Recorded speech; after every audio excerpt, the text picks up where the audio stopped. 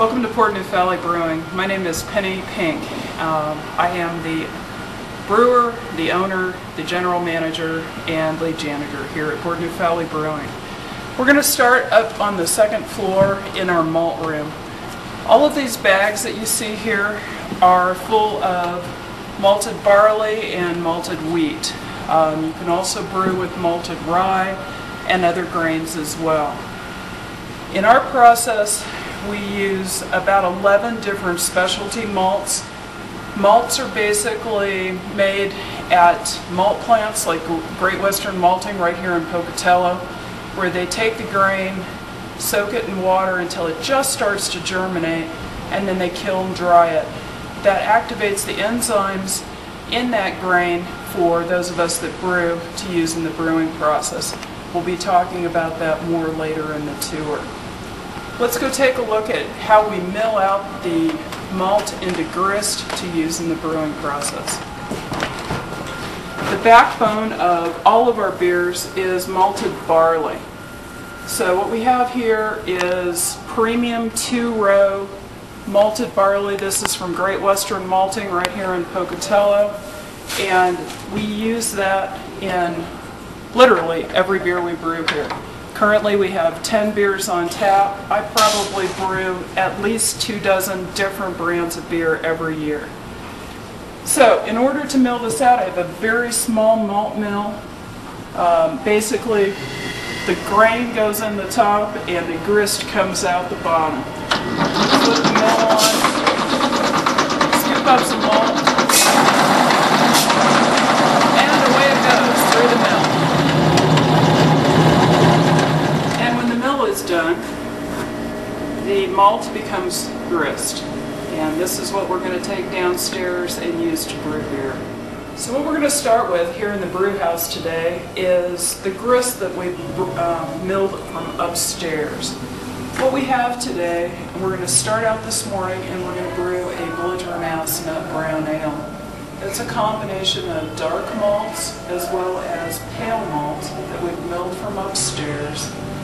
This is all malted barley. This afternoon we're going to brew Crystal Bison, which uses malted wheat as well as malted barley. You can use malted rye, any grains. We've crushed all of the grain in the mill upstairs and it is ready to brew with. So one of the things that I did previously is take some of the hot water from the hot liquor tank, pump it up into the mash tun to preheat it.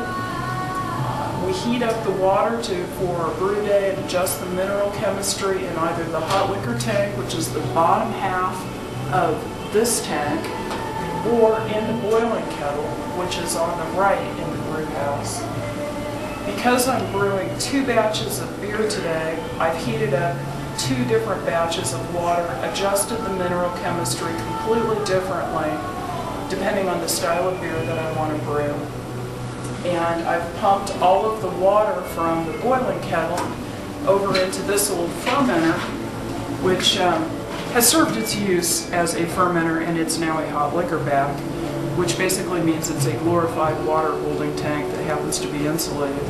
So we have the water already set up and ready to go for a Crystal Bison this afternoon.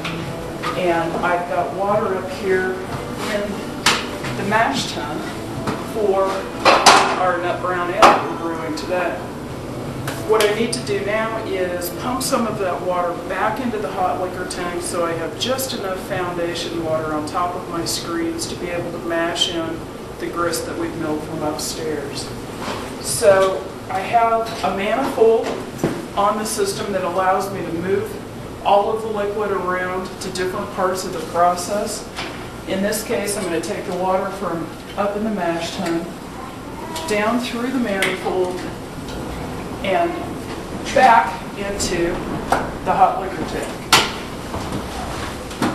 using the pump. So we're going to pump this down to where there's about 2 inches of water sitting on top of the screens. I've adjusted the water temperature for the beer that we're going to brew so that I can convert the stored starch in the grain into of sugars during this part of the process. The temperature that I use to mash in at, lower temperatures activate enzymes in the grain that will convert the starches into very simple, easily fermented sugars.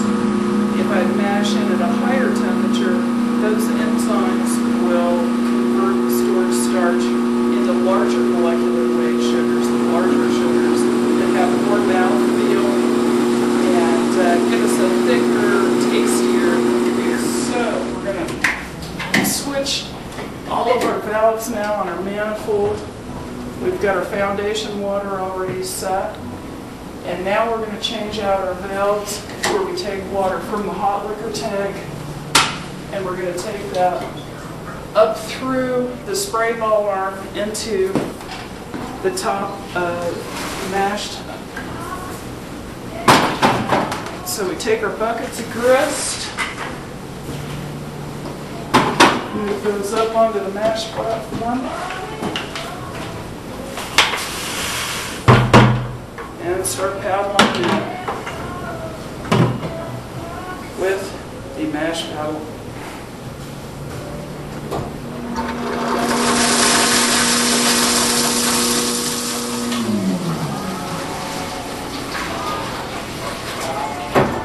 So basically what I'm doing at this point in the process is taking our grist and mixing it in with hot water, spraying a little bit on the top.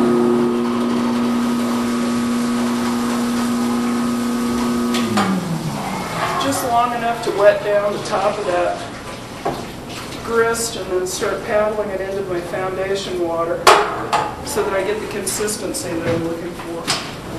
We're brewing just a little over 3 barrels of belligerent ounce nut brown today. It's a little over 100 gallons of beer.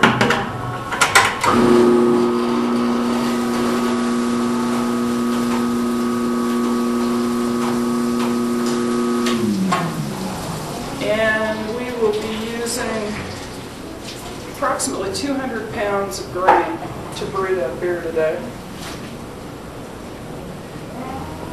There's 5 different kinds of malt that we use in the belligerent ounce nut brown. Everything from pale malt to chocolate malt, which kind of tastes chocolatey, and a variety of other specialty malts. Typically takes me about 10 or 15 minutes to get all of the malt paddled in, depending on how big the grist bill is.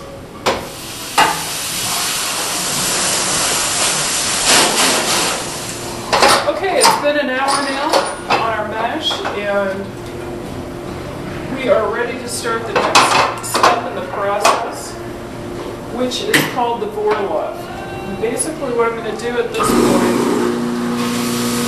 I'm going to take some additional water from our hot liquor tank and set some water on top of my mash. So I have about 2-3 inches of water sitting on top of the mash. And then I'm going to switch out the spray head on my mash tun and start recirculating the wort off of the bottom of the mash tun up through the manifold and bring it back onto the top of the mash. The purpose of that process is to set the grain bed. So what I'm trying to do at this point is get the larger particles in the grain husks to basically form a filter bed at the bottom of the mash and have all of the fine particulates up on the top of the mash. That process takes about 10 minutes. So I'm switching around all my valves on the manifold.